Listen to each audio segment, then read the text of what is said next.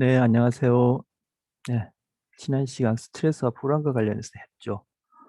이것 관련해서 제가 좀 더 정확하게 말씀드리고 싶은 게 있는데, 제가 수업 시간에 그 유튜브 동영상에서 뭐 잘못 말씀드린 게 하나 있어요.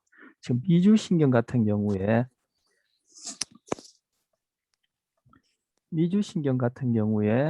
자율신경계 내에서 유일하게 이 내부 장기, 지금 연결되어 있는 부분 보이실 텐데, 이 내부 장기의 상태 변화를 이렇게 중추신경계로 전달하는 감각 요소도 여기 포함되어 있다라고 얘기를 했었어요. 그래서 자율신경계는 교감과 부교감으로 나뉘는데, 그죠? 유일하게 부교감 신경계에 해당하는 이 미주신경은 운동신경과 감각신경이 합쳐져 있어요. 그 이외에 자율신경계 부분은 다 운동신경계예요. 그래서 이 장기의 그런 불수의근 또는 내장근을 수축하게 만들고, 물론 미주신경도 그렇게 부교감 신경계 활성 시에 이 내부 장기를 활성화시키는 운동 신호를 보내는 요소가 있지만 또 미주신경계 안에는 이 내부 장기의 변화 상태를 중추신경계로 전달하는 감각 요소도 포함되어 있는 유일한 신경계예요. 자율신경계 내에서. 그런데 이 미주신경이 이렇게 내부 장기로 감각 요소를 전달할 때 제가 거기에서 척수를 거쳐서 이렇게 얘기를 했는데, 척수를 거치지 않아요. 미주신경은 뇌간에 연결되어 있기 때문에 미주신경은 뇌로 들어가게 돼요. 척수를 거치지 않고. 뇌간도 뇌의 일부분이죠. 그래서 뇌로 들어가게 되고, 뇌간을 거쳐서 이제 뇌로 들어가게 되고, 여기 지금 보시면 부교감 신경계 같은 경우에는 이 뇌간 부위, 즉 더 넓은 부위로는 뇌에 연결되어 있는 미주신경이 있고, 그리고 골반신경이라 해서 이게 척수 끝부분에 연결되어 있는 이 두 부위가 부교감 신경계를 이뤄요. 그래서 이것을 두천부신경계 뭐 이렇게도 얘기해요. 두가 머리 두자고, 천이 이 부위를 천수라 그래요. 이 수는 척수할 때 그런 뜻인데, 천수고 더 밑에 부분은 이제 꼬리 밑자를 써서 미수라 하는데, 지금 우리 여기 천수 부위에 이렇게 골반신경이라고 이름 붙여진 신경계가 있는데, 요거 두 개가 부교감 신경계를 이루는데, 머리에 연결돼 있고 천수 부위에 연결됐다 해서 두천부 두천 부위에 있는 신경계, 이렇게도 불러요, 별명이. 그리고 교감신경계는 보시다시피 척수에 연결돼 있어요. 그런데 이것이 가슴 부위와 허리 부위에만 연결되어 있기 때문에 이 교감신경계는 다른 말로 흉요부신경계 이렇게 불러요. 즉 가슴과 허리 부위에 있는 신경계다. 이런 식으로 교감신경계와 부교감신경계가 해부학적인 그런 연결도 차이가 있어. 그래서 제가 그 수정하고 싶은 부분은 미주신경을 통해서 들어가는 내부 이 연결된 장기의 어떤 감각 정보가 척수를 거친다라고 제가 그 동영상에서 한 두 번 정도 얘기를 하는데, 미주신경을 통해서 들어가는 감각 정보는 척수를 거치지 않고 뇌로 곧장 들어간다. 그것 제가 교정하고 싶어요. 교수님 질문해도 됩니까? 네, 되죠. 그 네, 늘 교수님 환영합니다. 수업에 할 일 미루는 사람은 편도체가 크다 네, 했고 네, 그 외상전 이스라엘 군인들은 네, 편도체가 작다고 하지 않았습니까? 네. 근데 이게 그냥 일반적으로 그렇게 연구된 건지 아니면 이게 상관관계가 뭐 어떤 관계가 있는 건지 궁금합니다. 어떤 관계라는 게 구체적으로 무슨 그러니까 뜻이죠? 저는 이거를 해석할 때 예, 그 할 일 미루는 사람들이 편도체가 크다는 거는 예. 크니까 불안을 많이 느끼다 했으니까 아, 네. 작은 사람들은 덜 불안을 적게 불안할 것. 느낀다고 아, 생각했는데 네. PTSD에 더 잘 걸린다고 해가지고 이게 무슨 예, 관계인지 궁금했습니다. 예, 예. 아유, 질문 잘 하셨어. 그러잖아도 또 이메일로 저한테 그 질문하신 분이 계신데, 음, 그, 우리 공부하기 좋도록, 이해하기 좋도록, 그래서 1 더하기 1은 2, 이런 식으로 뭐 제가 비유하자면 그런 식으로 신경계가 연결되거나 기능하지 하는 게 아니기 때문에 그렇다라고 제가 아주 개괄적으로 두리뭉실하게 얘기할 수 있고, 우리 앞서 그 흥분성 시냅스, 억제성 시냅스를 이런 거 배웠지 않습니까? 그럼 편도체 내에서도 흥분성 시냅스, 억제성 시냅스가 있고, 그 편도체가 최종적으로 신호를 보내거나 받는 다른 부위들 간의 연결이 있었어도 그게 어떤 그 구조물들 자체가 또 다른 구조물에 대해서 흥분적인 입력을 준다든지 억제적인 입력을 이렇게 줄 수 있어요. 그러한 경우의 숫자가 콤비네이션 되어지면은, 그죠? 우리 생각대로 작으면 기능을 잘 못하고 크면 기능을 잘하고, 아니면 크면 과활성화되어서 장애를 일으키기 쉽고, 작으면은 반응이 둔감화되니까 뭐 그런 장애를 일으키 가능성이 떨어지고, 이렇게 생각할 수가 없다라는 거예요. 그죠? 우리가 산술적으로 딱딱딱딱 그렇게 계산이 되어지지 않아요. 그리고 이 내부들 간에 그런 복잡한 상호 그런 연결들, 그리고 그들 간의 그런 역동적인 그런 그 상호작용 때문에 우리가 생각한 처럼 그렇게 딱딱 되어지면 공부하기도 좋고 연구하기도 좋을 텐데, 그렇지 않아서 뇌를 연구하는 것이 상대적으로 또 어렵고, 결국 뇌를 매개로 해서 나타나는 우리 인간의 행동, 그리고 그 행동을 통해서 인간이 이해하는 게 그렇게 쉽지 않아요. 음, 예전에 그거와 관련해서 하나 얘기하자면은, 코티졸이라는 스트레스 호르몬이 많이 분비되어지면은 그것이 신체적으로, 그리고 이제 뇌의 생리적인 어떤 그런 변화를 가져오게 되고, 그것이 결국은 우리가 주관적으로 경험하는 심적인 그런 것에도 문제를 일으켜서 소위 얘기하는 어떤 정신질환을 일으킨다, 이렇게 생각했는데, PTSD나 그런 불안 관련 장애를 겪는 사람 보니까 오히려 그 코티졸이 그렇지 않은 소위 정상적이라 얘기하는 사람보다 더 적게 나오더라는 거예요. 이거 금방 얘기하신 그런 맥락에서 우리가 생각할 수 있는 그런 논리죠. 1 더하기 1은 2, 그죠? 2 더하기 1은 3, 이런 식으로 안 떨어지죠. 그래서 거기에 대해서 연구를 해보니까, 그것이 너무 적게 분비되어지면은 코티졸이라는 스트레스 호르몬이 무조건 나쁜 게 아니죠. 우리가 정상적으로 생존과 그에 더 나아가서 번식을 위해서 이 변화하는 환경에 적응하려면은, 그러한 급박한 상황에서는 코티졸이 일정 정도 소위 정상이라고 얘기할 수 있는 수준에서 분비가 되어져서 그것이 정상적인 기능을 해야 되는데, PTSD 환자나 불안 관련 장애 그런 사람들 보니까 오히려 그러한 코티졸의 분비가 너무 적어서 그러한 우리의 그런 신체나 뇌의 그런 생리적인 그러한 적응적인 반응을 못 일으킴으로써 또 그것이 그러한 장애와 연결되더라, 이렇게 이제 또 이제 뒤에 어, 연구된 얘기가 있거든요. 그러니까 그것이 너무 많아도 문제고 너무 적어도 문제인 거죠. 그래서 저도 그 부분에 대해서 좀 불일치하니까 학생들이 금방 지적하신 대로 불일치한데, 그 자료상에는 이제 적다, 그 이제 PTSD를 겪는 사람이나 PTSD에 취약한 사람들 같은 경우에 보니까 편도체가 구조적으로, 그것이 이제 구조적 스캐닝을 했을 때 작다라고 그렇게 나오는데, 그것이 더 구체적인 것은 제가 찾아보지는 못했어요. 뭐 더 찾아보고 싶은 생각까지는 제가 동기가 안 생겨서 안 찾아봤고, 뒤에 후반부에 그렇게 그 스트레스를 로 인해서 그런 만성적인 그런 장애를 겪는 사람들 보니까 편도체 내의 어떤 시냅스가 그렇게 과하게 형성되어지고, 그로 인해서 편도체의 과활성화로 인해서 편도체의 반응이나 구조적 기능적 그런 그 크기 변화가 크더라 하는 그것도 이제 맞는 얘기죠. 그러니까 이게 적절하게 뭐든지 적절한 것이 중요한데, 적당하다는 것이 참 획일적으로 정할 수 없으니까 애매한데, 너무 작아도 문제고 너무 커도 문제다, 이렇게 이제 얘기할 수 있습니다. 근데 금방 지적하신 대로 더 구체적으로 그러한 불일치가 미시적으로 어떻게 관련되는지 그건 제가 찾아보지 않았고, 또 뭐 제가 개인적으로 몰라요. 뭐 학생들 중에 혹시 관심 있으면은 좀 검색해서 찾아보시고, 또 뭐 좋은 또 구체적인 얘기를 발견하게 되면은 또 공유하면 좋겠죠. 뭐 저한테 더더욱 도움이 되겠죠. 답이 됐습니까?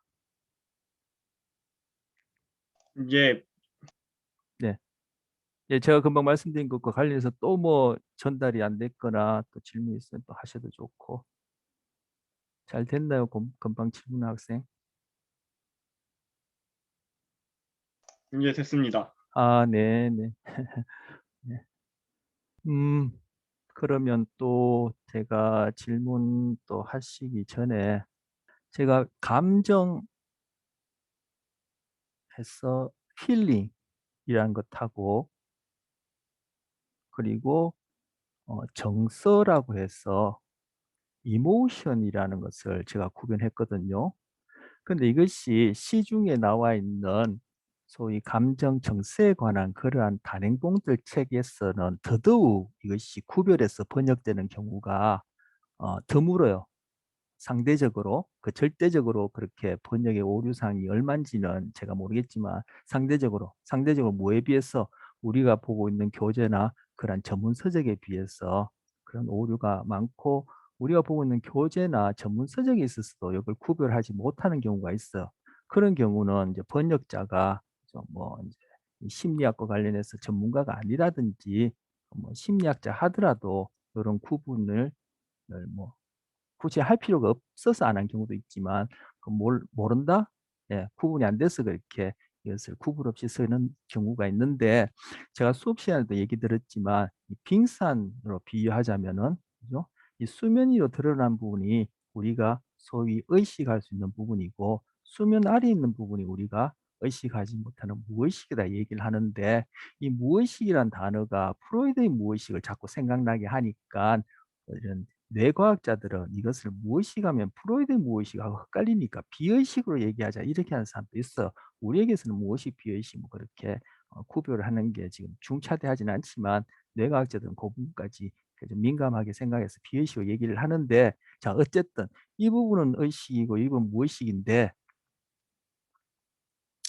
자 지금 이제 감정 정서와 관련된 요 개념과 관련해서 얘기를 하려고 합니다. 그 전에 여러분은 어떻게 생각하세요? 지금 후드로 한번 답해 보세요. 다른 동물들은 의식이 있다고 생각하세요? 없다고 생각하세요? 질문이 너무 광범위한가요? 자, 그럼 우리하고 유전적으로 99% 어, 이상 가깝다고 하는 침팬지 같은 경우에 의식이 있다고 생각하세요? 의식적 경험을 한다고 생각하세요? 하지 못한다고 생각하세요? 네, 그렇게 여겨집니다. 과학자들이 그걸 얘기하고 저도 뭐 그런 것들을 통해서 읽고 또 이제 그런 걸 좀 읽으니까 볼 수 있는 눈, 생각할 수 있는 힘이 생겨서 이렇게 저렇게 곰곰이 생각해보고 다른 동물 경우를 이렇게 보면은 의식이 있다고 해서 여겨져요.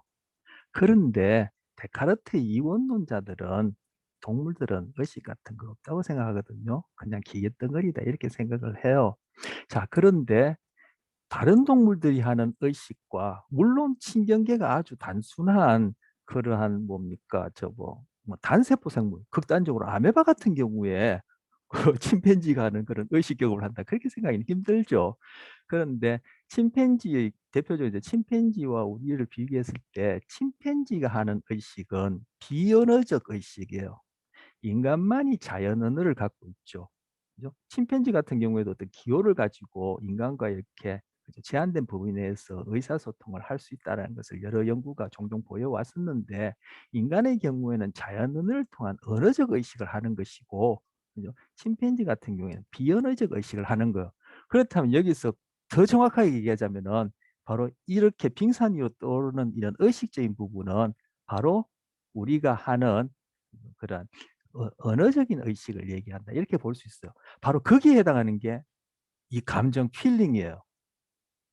아, 그리고 제가 수업에서 이모션은 이 아랫부분이라 얘기를 했는데 더 자세히 얘기를 하기가 못해서 제가 그렇게 두리뭉실하게 얘기했는데 제가 이제 이번 시간에 우리 좀 줌시 시간에는 아무래도 좀 더 첨가를 하는 시간이라 여겨져서 제가 얘기하자면은 이 전체가 이모션이에요. 제가 수업 때는 이 부분만 이모션이라 얘기를 했는데 결국 뭐냐면은 이모션 안에 바로 빙산 위에 일각처럼 드러난 부분, 즉 언어적 의식에 해당하는 부분이 감정이에요. 그래서 정서라는 이모션이 있고, 그죠? 그 중에 일부분이 그죠? 감정이라는 필링이 되는 거죠. 그러면은 다른 동물들은 이 부분이 그죠? 없다, 뭐 결여돼 있다 이렇게 생각한다면은 그죠? 결국 이 감정보다는 이 이모션이라는 것이 인간을 포함한 다른 동물들 유기체계에 있어서는 사느냐 죽느냐 결국은 더 나아가서 자기와 유사한 그런 유전자를 남기냐라는 번식의 문제에서는 이것이 주가 되는 거죠. 그럼 여기서 보자면은 그죠? 이 전체가 이모션이고 그중에 이 부분이 감정인데 이 아랫부분이 더 많은 크기를 차지하죠. 사실 이 부분은 말 그대로 무의식, 비의식이니까 이 경계도 몰라요. 어느 만큼 큰지도 몰라요.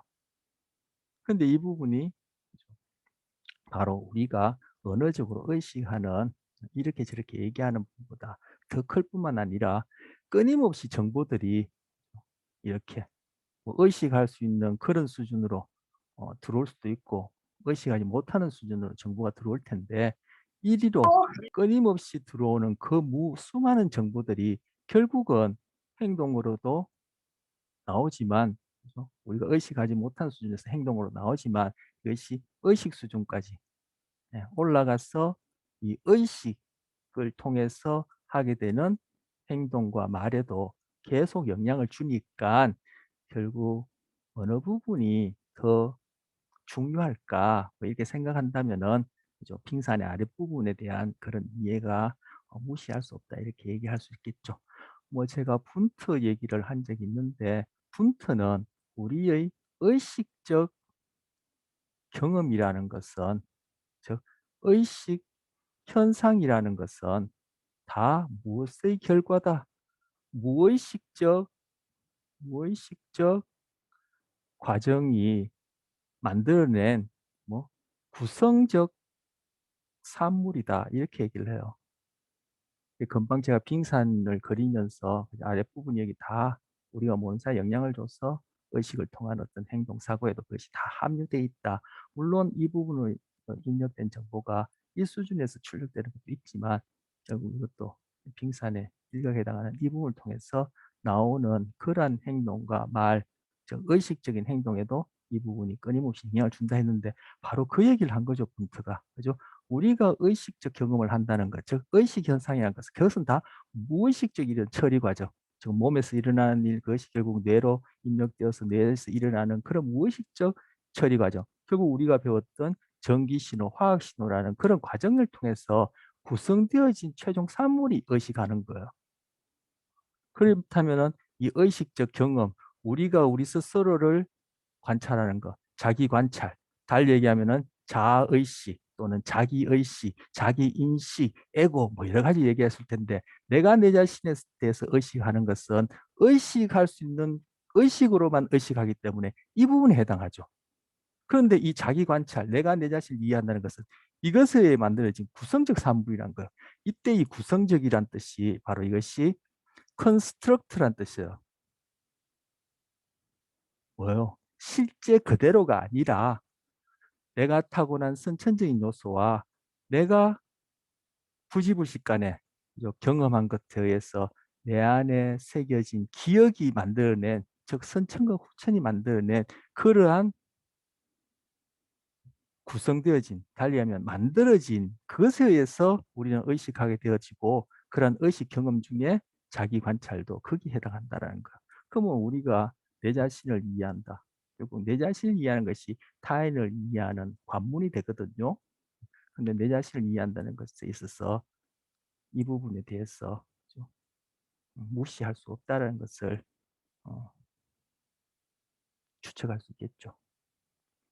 그래서 제가 힐링, 이모션이라는 것, 이모션을 그런 수면 위 아래에 있는 부분을 이모션이라고 얘기한다고 좀 수없이 얘기를 했는데 그 부분을 좀 더 정확하게 얘기하자면은 전체를 이모션이라 하고 그 중에 수면 위로 떠오른 비유하자면 그런 부분은 필링, 감정이라 한다. 근데 이렇게 정확하게 구별해서 교재가 되었던 전문 서적이 되었던 시중에 나와 있는 그런 뭐 심리학자가 아닌 사람이 썼던 아니면 심리학자 아닌 사람이 번역을 했던 간에 그런 책들에서 이 부분을 어, 정확하게 전달하지 못하는 경우가 적지 않아 있어. 그래서 제가 그 부분을 확인하는 겁니다.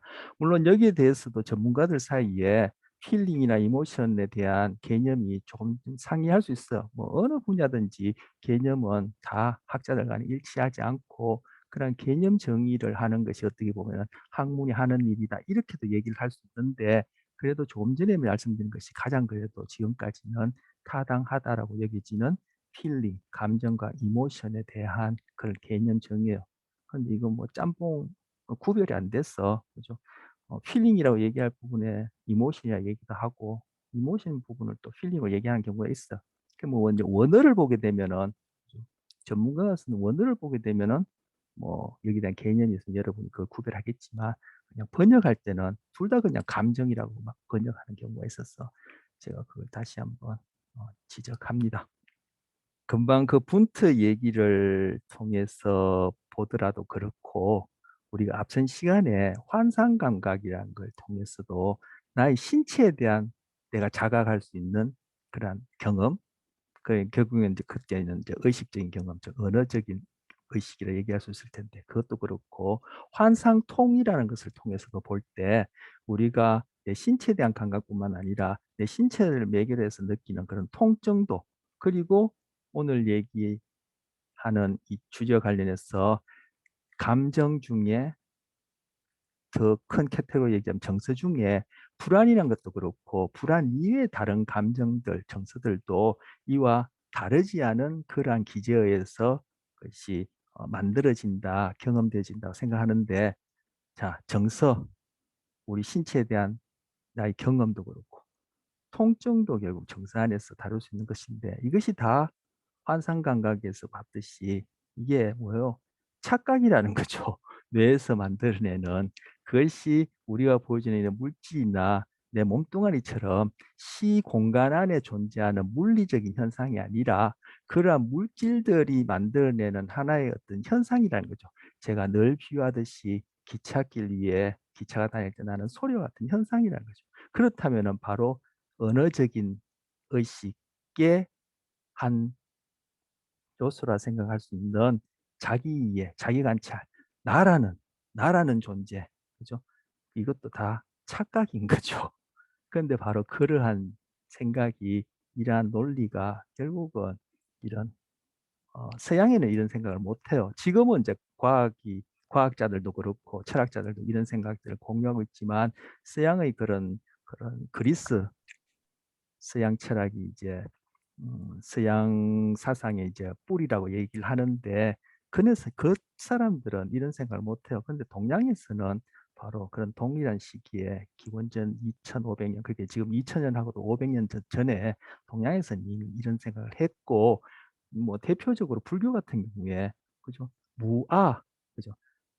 아 할 때는 나 아자를 쓰지만 나라는 존재뿐만 아니라 이 세상에는 어떤 실체라는 것이 없다. 결국 이 물질이라는 것도 그 양자역학 세계에 들어가 보면 이것이 다 순간순간 나타나는 그냥 현상일 뿐이지 어떤 물질이라든지 우리 몸에 대한 그런 실체라는 것이 없다. 모든 것이 다 현상일 뿐이다. 무아 나라는 것이 없. 그 안에 이제 나라는 존재도 포함될 텐데 무아 나라는 것이 없다라는 그러한 얘기하고 다 통하는 얘기죠.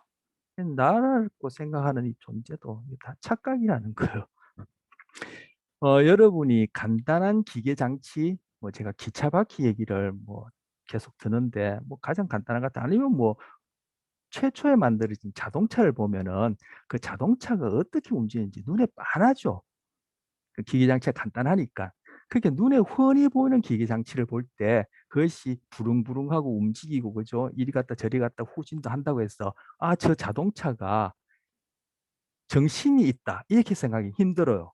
그런데 그 자동차가 계속 개발되어서 요즘에는 인공지능이라고 해서 그러한 기계 장치와 똑같은 물리적 사건으로 이루어졌는데 그것이 아주 집적되어서 조그마한 그러한 칩 안에 모든 그런 논리적인 그런 회로에 의해서 자동차가 그죠?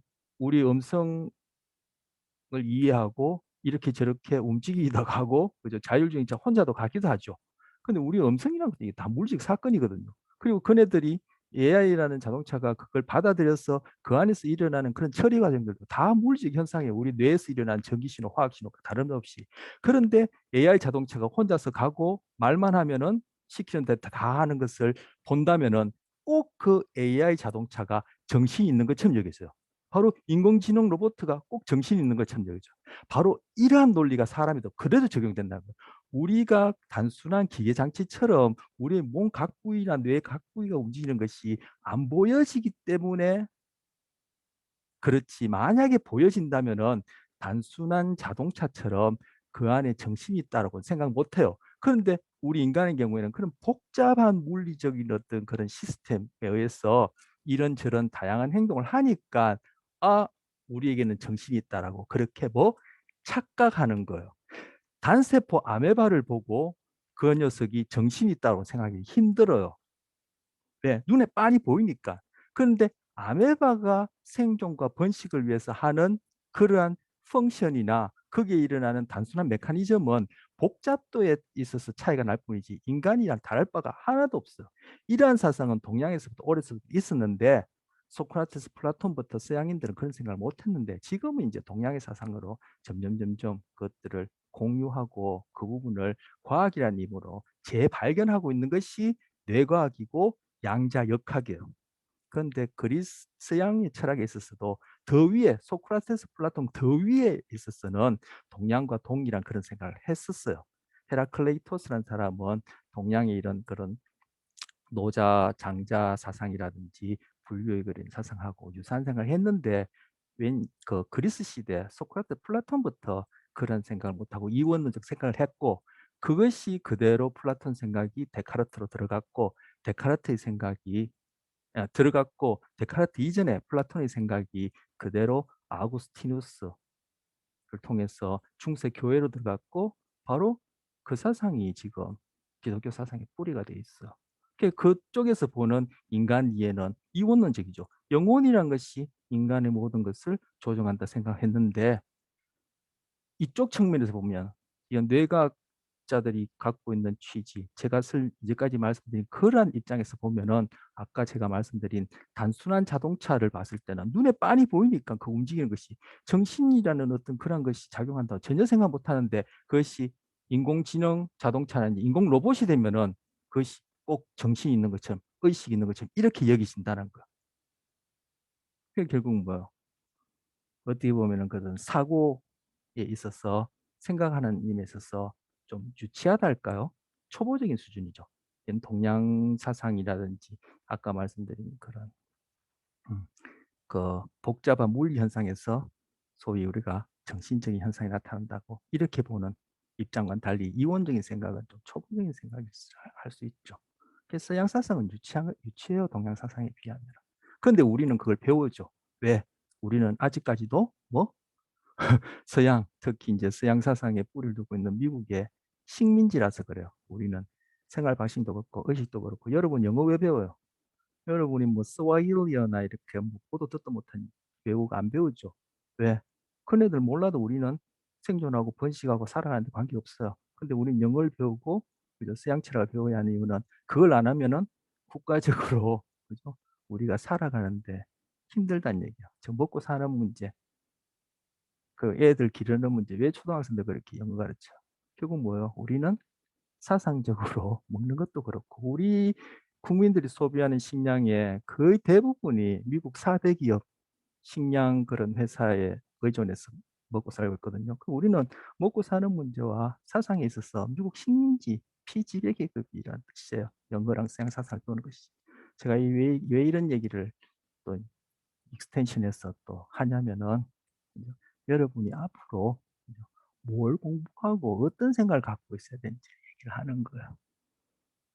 그런 피식민지 미국의 지배를 받은 생각이 그게 바로 식민지 제국주의고 식민지 제국주의의 뿌리가 되는 사상이 이원론이에요. 플라톤 데카르테스, 플라톤 데카르테스 출발한 그런 생각이 바로 그런 식민지 제국주의의 뿌리가 되는 생각이에요. 그래서 여러분이 앞으로 사회에 내가는 그런 시기에 있어서 여러분 21세기를 준비함에 있어서 과학도 배우고 우리 심리학은 철학과 생리학의 만남이다라고 얘기했는데 철학도 여러분이 공부할 필요가 있고 하기를 원하신다면은 동양 철학에 대해서 공부를 하시라고 얘기하고 싶어요. 뭐 감정, 정서라는 거, 그리고 환상감과 환상통과 관련해서 우리 신체에 대한 어떤 경험이라든지 통증이라는 것도 다 착각이다. 정신적이라고 얘기하는 소위 그런 현상인데 그것 다 뭐다? 실제 존재하는 것이 아니다. 그렇다면은 그러한 경험 중에 해당하는 나라는 존재도 이거 다 착각이고 일시적으로 일어나는 현상일 뿐이지 이원론에서 생각하는 것처럼 시공간 안에 어떤 실제하는 존재처럼 정신이라는 것이 있는 것이 아니다. 이 얘기를 하고 싶었고 그 이원론자 생각하는 정신 영혼이라는 것은 시공간 밖에 있는 것이요. 거기에 대해서는 시공간 밖에 있으면은 이거는 우리가 뭐 소위 과학적으로 뭐 과학이 아니라 어떠한 접근법이 또 새로 생겨날지 모르지만 우리는 시공간 밖에 있는 것은 설명할 수가 없어요. 시공간 밖에 있는 것을 가지고 시공간 안에 있는 것을 설명하려고 하는 자체가 그건 어불성설이에요. 그러니까 시공간 밖에 있는 존재에 대해서 얘기를 한다면 그거는 무조건 그냥 있다라고 출발해야 되는 거야. 그러니까 그것은 이제 설명의 대상이 안 되어지니까 우리가 다룰 수가 없죠. 근데 시공간 밖에 있는 것을 가지고 시공간 안에 있는 소위 이제 인간을 설명한다. 소위 영어를 가지고 인간을 설명한다는 얘기는 설명한다는 말 자체가 그건 말이 안 돼요. 그건 설명이 아니라 그냥 있다라고만 그렇게 해버려야 되는 거예요. 그래서 설명한다고 하려면 시공간 안에 있는 것을 가지고 시공간 안에 있는 것을 설명해야 되는 거죠. 우리 존재도 시공간 안에 존재하는 것이니까. 그런데 아까도 얘기했듯이 복잡한 그런 물리적 현상이 일어나면은 꼭 정신적인 것이 있는 것처럼 우리는 그렇게 착각하니까 우리의 인식 경향 때문에 그렇게 생각할 수 있다 이렇게 얘기할 수 있고 그리고 여러분 연력학 제1법칙에 에너지 질량 보정 법칙이라는 거 들어보셨죠? 그 얘기의 골자가 뭐냐면 이렇게 아시겠지만 물리적인 현상만이 물리적 현상에 영향을 줄 수 있어요. 즉 물질이 물질에만 서로 영향을 줄 수 있어요. 그런데 영혼이 정신이라는 것이 그렇게 이원론적으로 존재한다라고 하면은 그것은 물질이나 물리적 현상이 아니라 추상적인 것이요. 정신적인 것이 우리 신체, 뇌에 영향을 줘서 우리의 생각과 행동을 좌지우지한다라는 얘기는 비물질적인 것이 물질적인 것에 영향을 준다는 얘기이기 때문에 그것은 연력학 제1법칙 에너지 질량 법칙에도 어긋나는 생각이에요. 왜 이런 얘기를 하냐면은 생물학과 철학이 인간위에서 중요하다고 하는데 어떤 타당한 생물학적 견해 위에서 어떤 타당한 철학적 입장을 가지느냐가 인간위에 있어서는 중요해요. 이쪽이냐 저쪽에 따라 인간위에는 완전히 달라져요. 판이하게 달라져요. 자, 우리는 슬퍼서 웁니까? 울어서 슬픕니까? 그래서가 아니라 다른 동물들을 왜 그렇게 관심이 있습니까? 심리학 하면. 제가 전공은 생리심리학, 우리가 하고는 생물심리학 분야였는데 심리학 안에도 여러 분야가 있지 않습니까? 그 인간을 주로 대상으로 하는 그런 심리학 하는 전공 사람들이 제가 학교 다닐 때 저나 저희 전공 사람들 보면은 야 우리는 이제 동물 실험을 하는데 주로 이제 쥐를 많이 사용했거든요. 값도 사고 다루기가 좋으니까. 야, 이 쥐새끼 심리학하는 놈들아 이렇게 얘기를 해서 우스갯소리로 야, 너 쥐새끼 심리학에서 뭐 할래? 결국 인간을 이해하려는 건데 이런 얘기를 했는데 왜 우리가 동물에 관심이 있어요? 심리학하는데. 동물의 행동을 관찰하게 되면은 그죠? 바로 인간의 행동을 들여다볼 수 있는 거시적인 눈이 생겨요. 우리가 지금 슬프다, 울다, 운다, 도망간다, 무섭다라는 것은 결국 이게 뭐죠? 우리가 이 끊임없이 변화하는 환경 속에서 어떻게 잘 적응해서 달리 얘기하자면 어떻게 생존하고 결국 우리와 동일한 유사한 유전자를 남기냐는 번식의 문제예요. 그런데 아메바 아메바 단세포 생물 아메바도 반사 반응에 있어서 그죠? 자기에게 해로 물질로부터는 도망가는 행동이 나타나요. 위족 운동을 통해서 이리 슬슬슬슬 물러나죠. 여러분 잘 아시죠? 아니면 자기가 먹을 수 있는 그러한 물질이 나타나면은 위족 운동을 통해서 점점점 접근해서 그게 감싸서 그죠? 말 그대로 소화 이렇게 먹어버려요. 우리말로 하자면은 포함시킨 이제 소화시켜 버리죠. 아메바가 먹고 싶어서 배고파서 아, 저거는 맛있겠다. 아, 저거는 나를 해치니까 나는 무서워 하면서 도망가거나 잡아먹습니까? 아니죠. 그런 것 없어도 걔네들은 이제까지 생존했어요. 그렇다면 조금 더 복잡한 다세포로 들어와서 뭐 지렁이나 바퀴벌레 뭐 그죠? 이런 것들 살펴볼 때 아까 침팬지 같은 경우는 우리와 유사한 그런 의식적 경험을 한다라고 하고 여기 지는데 좀 더 그 신경계가 단순한 그런 동물들 걔네들이 꼭 슬퍼서 울어야 하고 그죠? 내가 뭘 하고 싶어서 해야 하고 어떤 계획을 세워서 해야 하고 그렇게 한다고 생각하기는 진짜 힘들죠. 아, 걔네들은 슬프지 않아도 그죠? 우는 것에 해당하는 그런 생리적 반응이 일어나고 지금 이제 슬퍼서 우느냐 울어서 슬프냐 말 그대로 울어서 슬프긴 하지만 이거는 비유적으로 이제 다른 행동에 다 적용할 수 있는 그런 질문이에요. 다른 녀석들은 아까 말씀드린 대로 필링이라는 감정 없이도 정서라는 그러한 신체 그리고 신경계의 상호작용에 의해서 환경과 주고받으면서 생존과 번식을 다 하는데 왜 우리 인간은 꼭 필링이란 감정을 느낀 다음에 그것을 통해서 행동해야 됩니까? 오히려 비효율적이에요. 감정이라는 경험까지 하려면 더 많은 시냅스와 더 많은 처리가 일어나야 되는데 바로 정신적인 경험, 사고나 감정을 경험하고 그것이 우리의 행동을 영향준다. 소위 해서 정신이 행동의 원인이다. 이렇게 생각한다면은 우리는 다른 생물에 비해서 굉장히 비효율적인 시스템을 갖고 있단 말이야. 그렇다면은 다른 동물에 비해서 우리는 변화하는 환경에 그죠? 적응적으로 대처해서 생존과 번식하기에 불리해져요. 우리는 멸종이라는 그런 측면에 있어서 더 취약한 그러한 존재가 돼버리는 거예요. 그러니까 우리는 슬퍼서 우는 게 아니에요. 은유적으로 울어서 슬픈 거예요. 우리는 무서워서 도망가는 게 아니에요. 도망갈 때 무서운 거예요. 그런데 우리는 바로 그런 감정을 경험하게 되면 그것이 다시금 우리 신체에 영향을 줘서 그죠? 더 울음이 난다든지 더 도망을 간다든지 아니면 그 감정을 다시금 해석해서 그죠? 언어적 의식에 의해서 다시금 해석해서 아 이거는 울 필요가 없구나. 아 이거는 도망갈 필요가 없구나 해서 2차적으로 그러한 융통성이 있는 것이지 당장의 그런 생존과 번식에 있어서는 슬프다, 두렵다 이런 거 느낄 필요가 없어요. 그래서 다른 동물들의 행동을 살펴보고 다른 동물들의 어떤 그런 신경계와 신체를 살펴보는 거예요. 왜? 인간만 들여봤으는 우리가 의식적 경향성에 있어서 착각하기 쉬우니까 뭐 의식으로만 의식할 수 있기 때문에 바로 그런 의식하는 그 내용, 소위 정신적인 사고와 감정이 행동의 원인이라고 생각하기 쉽기 때문에 다른 동물 들여다보면은 그러한 부분에 대한 것이 쉽게 해결되죠. 그래서 제가 다른 동물에 대한 것들 그리고 우리가 공부할 수 있는 범위 내에서 어떤 생물학적 견해, 그리고 철학적인 그런 견해를 가지는 것이 거시적인 눈을 가지면은 인간 이해가 그렇게 오류나 편협된 착각 으로 빠지지 않을 수 있기 때문에 제가 그 부분 자꾸 강조하는 거예요. 그렇지 않으면 실컷 동일한 뇌에 대해서든 심리학에서도 공부하고도 나중에 그런 견해가 없으면 또는 다른 견해를 가지면은 모르면은 엉뚱한 소리야. 똑같은 걸 가지고도 다르게 사용할 수 있어요. 여러분 이번 이미 유튜브 동영상 보셨고 오늘 수업을 통해서 제가 전달하는 걸 이제 들으셨으니까 여러분 주위에 뭐 친구들이나 뭐 가족들한테 한번 물어봐요. 엄마? 왜 엄마? 저는 엄마한테 물어보고 싶나? 엄마가 먼저 생각하는데 할 때 물어봐요.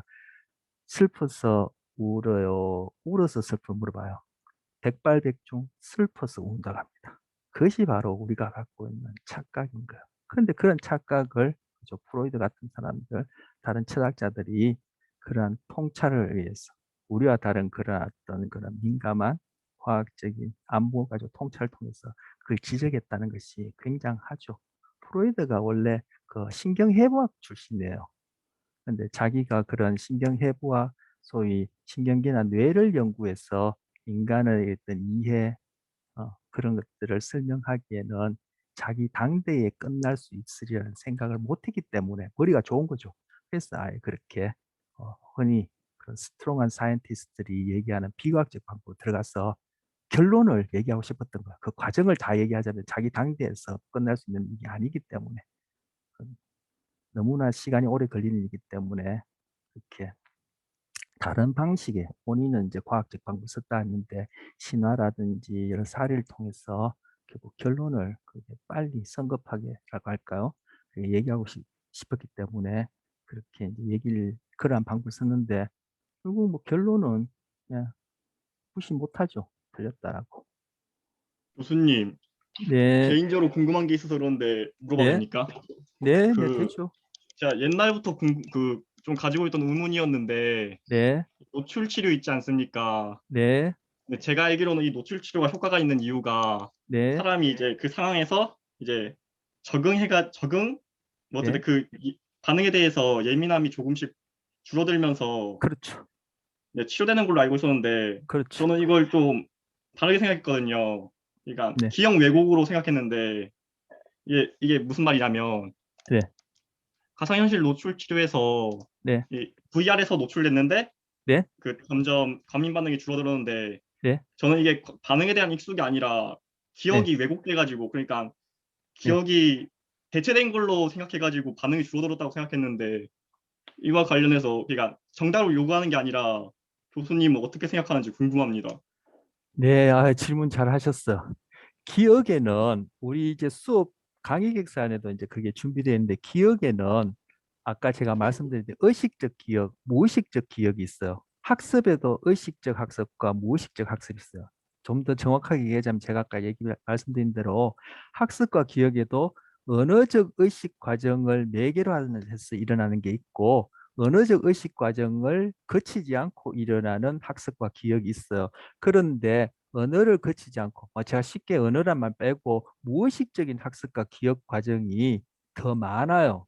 아까 다른 동물의 경우에는 그런 부분들이 그들의 어떤 일생에 있어서 거의 다를 차지하겠죠.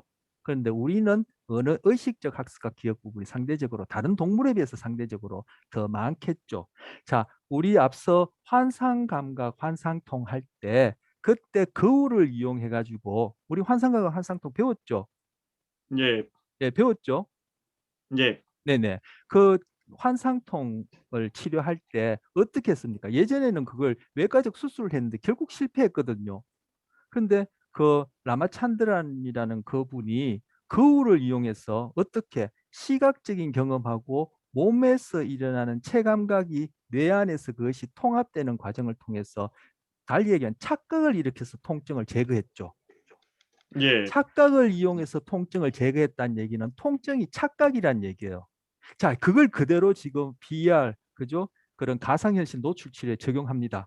하게 되면은 그런 가상현실 노출 치료를 통해서 우리가 의식할 수 있는 그러한 기억상의 내용도 변화될 수 있지만, 그죠?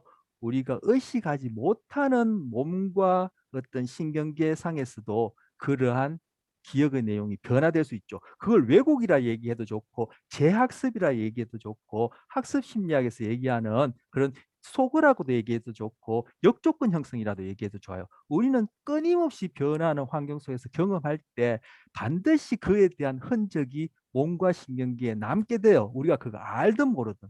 그 바로 노출 치료에 있어서는 그러한 과정을 통해서 의식적인 기억, 무의식적인 기억 사이에 새로운 기억을 형성하는 거예요. 학생이 얘기한 대로 왜곡이라 얘기도 좋아요. 그것이 왜곡이라 얘기 좋고 우리가 정상적으로 경험하는 이것도 왜곡이라도 얘기가 좋아요. 아까 얘기했던 착각이라는 의미로.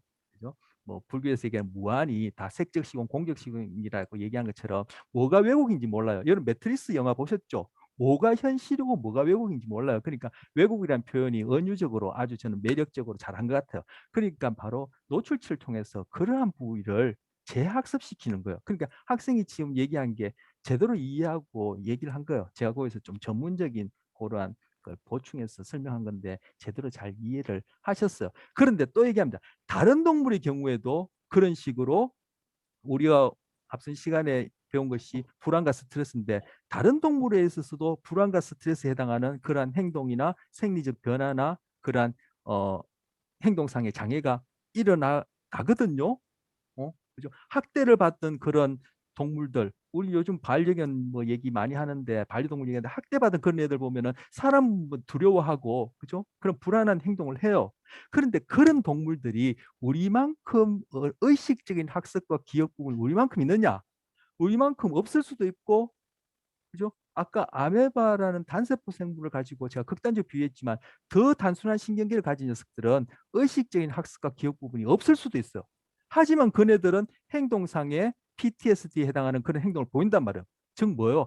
학습 의식적인 무의식적인 학습과 기억 과정을 통해서도 그러한 PTSD에 해당하는 행동상의 변화가 일어날 수 있고, 또한 그러한 동물들 대상으로도 노출 치료라는 것을 통해서 학습 심리학적으로 소구를 하든지 역조건 형성을 하게 되면은 걔네들도 행동상의 그러한 변화, 즉 치료가 일어날 수 있어요.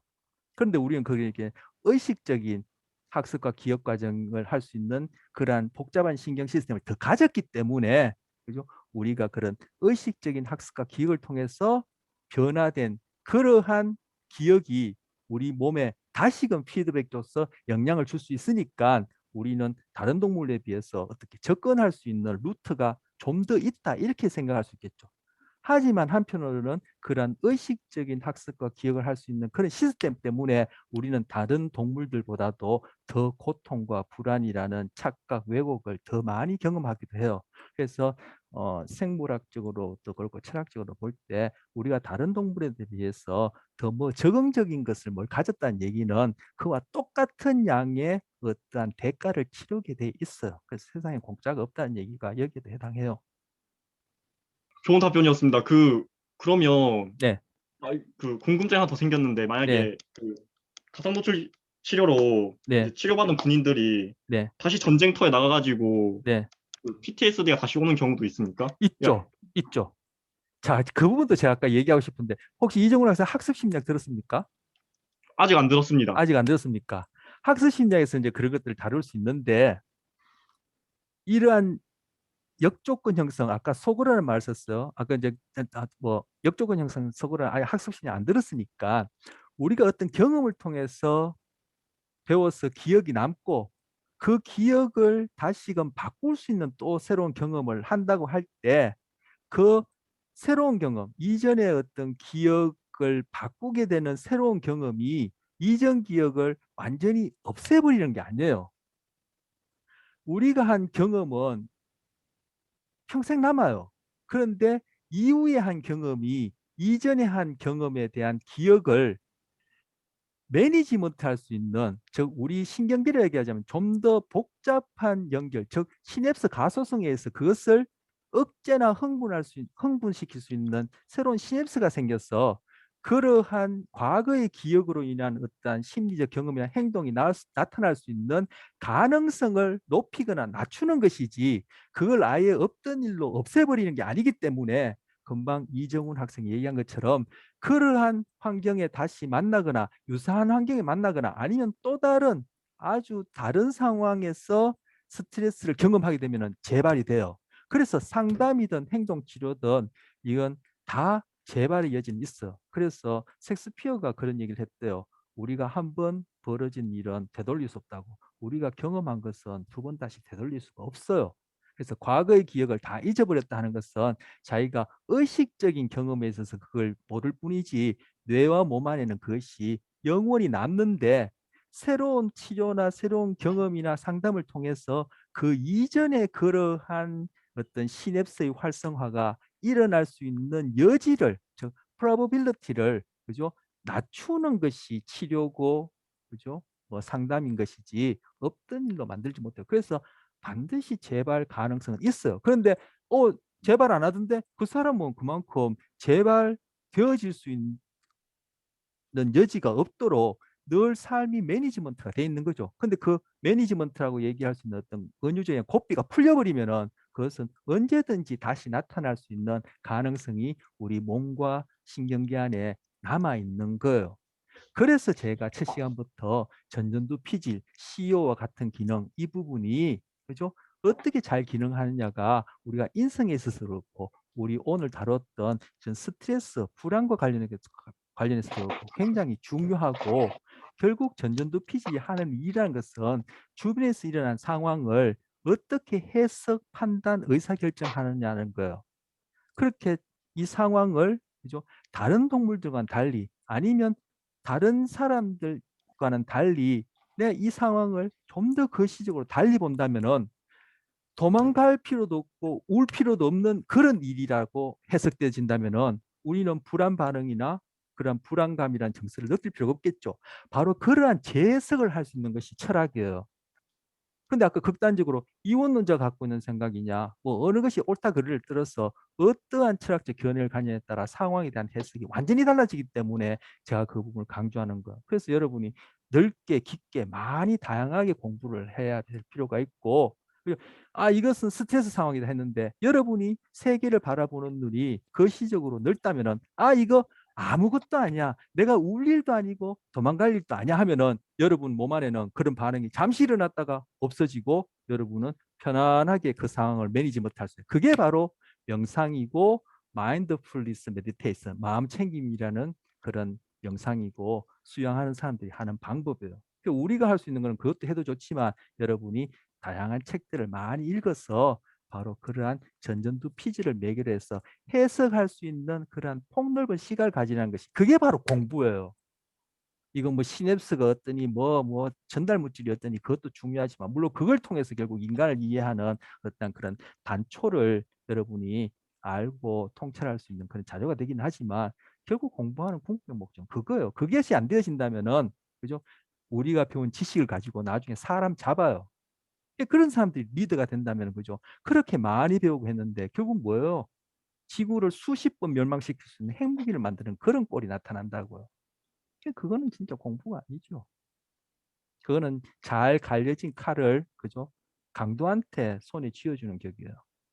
그런 사람들 주위에 많아요. 하버드 뭐 스카이대 나온다 하지만 강도가 칼을 들고 있는 그런 사람들이 많다고요. 차라리 그런 사람들한테는 칼을 안 주는 게 낫죠. 차라리 안 배우는 게 낫죠. 여러분이 배운다는 것이 어떤 의미고 그래서 제가 수업 시간마다 뭘 얘기를 하면은 생물학적인 자료를 가지고 그런 세계를 바라보는 철학적인 거시적인 얘기를 자꾸 하는 거 중요하다고 생각하니까.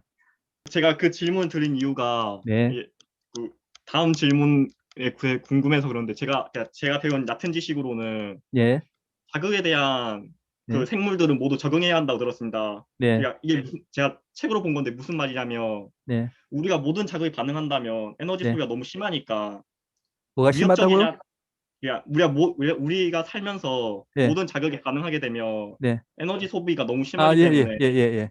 그 자극에 대해서 어느 정도는 그러니까 적응 무시할 수 있는 그런 예, 능력이 있다. 예, 그냥 너무 예, 계속 자극이 오는데 위협적이지 않으면 예. 더 이상 이거를 반응하지 그렇죠. 않는.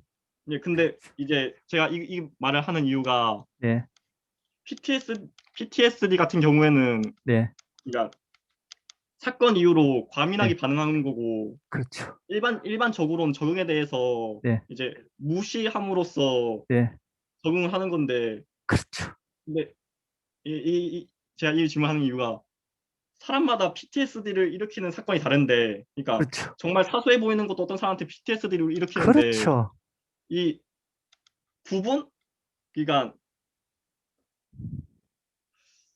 막 모형 같은 게 있는지 막 네, 어느 정도 사건이 개인적으로 막 너무 크게 네, 들어오거나 네, 아니면 작게 네. 들어온다 이런 막 이론이나 모형 같은 게 있는지 궁금했습니다. 그래서 심리학 또는 인간 이해가 어려운 거예요. 왜냐하면은 적절한 정도라는 것이 100이면 100 다 적용될 수 있는 획일적인 기준이 없죠.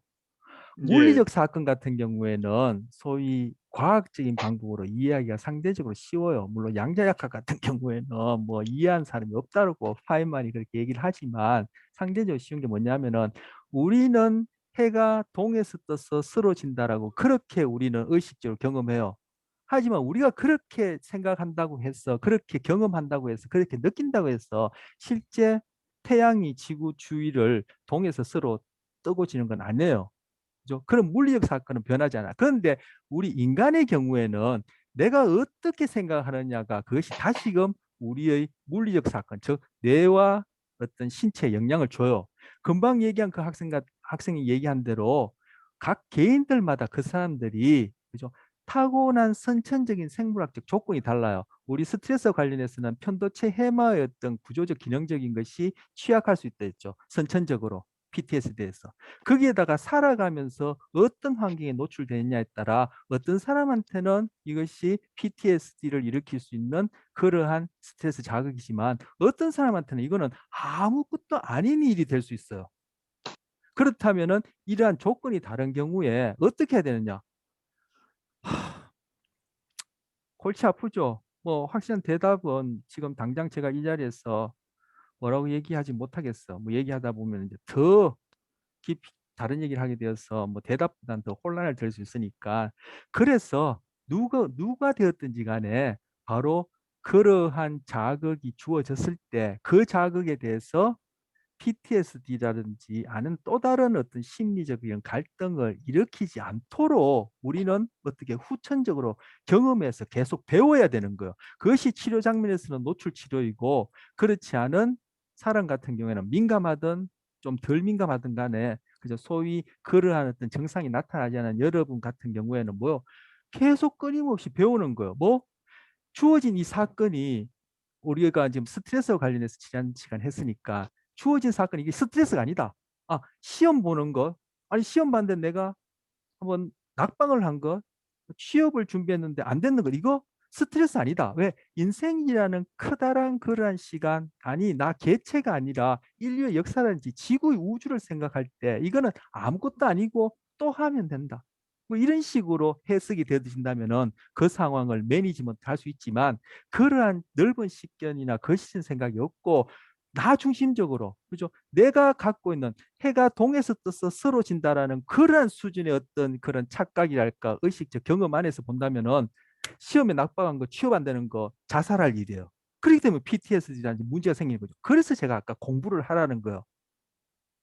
우리는 이제 생물 심리학이 하니까 생물학과 철학을 얘기했는데 그것 이외에도 다양하게 공부를 하라는 거예요. 그러면은 시각이 넓어져서 스트레스 상황이 스트레스 상황처럼 안 여겨질 수 있다라는 거예요. 금방 얘기한 학생한테 대답이 됐는지 모르겠는데 그런데 우리 지난 수업에도 있었지만 태어날 때부터 PTSD에 취약하게 태어난 사람이 있어요. 왜? 엄마 태내에서 엄마가 어떠한 스트레스 경험과 관리를 했냐에 따라 그것이 후성유전이란 이름으로 바로 우리 몸과 신경계, 뇌가 취약하게끔 만들어서 태어난 경우가 있어요. 그렇게 되면 그죠? 근본적인 문제 해결은 엄마로부터 시작해야 되는 거예요. 근데 엄마도 마찬가지예요. 할머니, 할아버지로부터 그것이 물려받았을 수 있어요. 유전적으로 아니면 후성 유전을 통해서. 아니면 늘 불안해하고 스트레스에 취약한 할아버지, 할머니에게서 태어나자마자 길러졌는 후천적 경험에서 그렇게 딱 만들어지는 거예요. 그래서 그런 문제를 해결하려면은 이 시스템 전체를 다뤄야 되는 거예요. 뭐 사회라는 시스템 전체를 다루는 거예요. 한 개인을 다루는 것이 아니라. 그래서 심리학만은 부족하고 어떤 이 조직이라든지 우리가 사회 사는 이 구조, 즉 정치까지도 이렇게 다루어야 되는 이런 식으로 접근하게 돼요. 근본적으로 가게 됩니다. 그렇게 되려면 이 세상을 바라보는 거시적인 눈, 그죠? 자본주의라 하에서 그런 진보라는 개념 하에서 무조건 뭘 만들어내고 하면은 문제가 해결될 것처럼 이렇게 생각할 것이 아니라 더 타당한 거시적인 그러한 인간이에 대한 철학적 견해가 있어야 된다는 거야. 철학적 견해는 철학만 한다고 생긴 게 아니에요. 우주학이라든지 물리학이라든지 생물학이라든지 이런 걸 보면은 결국 보편적 질문에 대한 답을 우리가 궁구할 수 있게 되는 뜻인데 그것을 철학적 견해라고 해요. 그래서 공부를 다양하게 해야 되는 거예요. 그래서 학생이 얘기한 대로 어떤 사람은 취약하고 어떤 사람은 취약하지 않은데 그거 어떻게 결정되느냐? 결국은 선천적인 요소와 후천적인 요소 결정되는데 그죠? 선천적인 요소 관련해서는 텐에서 벌써 취약한 경향성이 있단 말이에요.